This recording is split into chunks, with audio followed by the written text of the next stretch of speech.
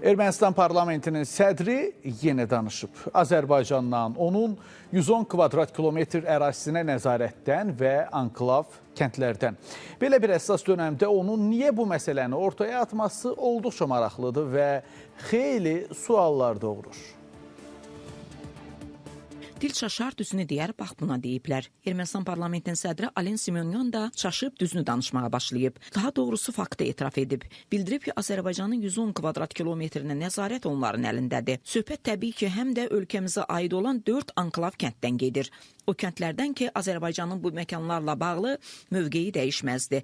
Kəndlər geri qaytarılmalıdır. Çünki bu torpaqlar təkcə kağız üzərində deyil, tarixdə, hüquqda və milli yaddaşda da Azərbaycana məxsusdur. Və bunu elə Ermənistan tərəfi də etiraf edir. İstənilən halda sual yaranır. Belə bir həssas məqamda, sülh gündəliyinin masada olduğu bir dövrdə, regionda yeni bir reallıq müşahidə edildiyi bir zamanda Ermənistan parlamentinin sədrinin bu açıqlaması nəyə və kimə xidmət edir?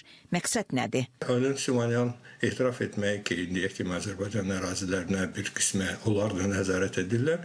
Elə bir ki, həm bir tərəfdən daxili auditoriyaya bir sakitləşdirmək üçündür.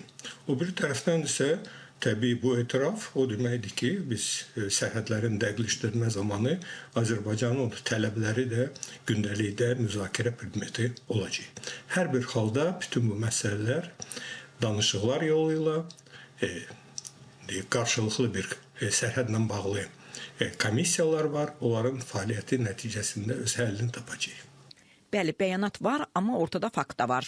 Ermənistan tərəfinin bu faktı bilməməsi mümkünsüzdür. Bilirlər və həm də etiraf edirlər. Onu da bilirlər ki, məsələ təkcə torpaq deyil, həm də haqq və hüquq məsələsidir. Təhlükəsizlik, sərhəd xətti və regionda sabitlik kimi ciddi amillər də ki, öz yerində. Ən böyük amil isə tarixin verdiyi dərsdir ki, onunsa təkrarlanmağını kimsəyə arzulamazdıq. Elə qonşuya da. Bəturən Nəbiyeva, Space.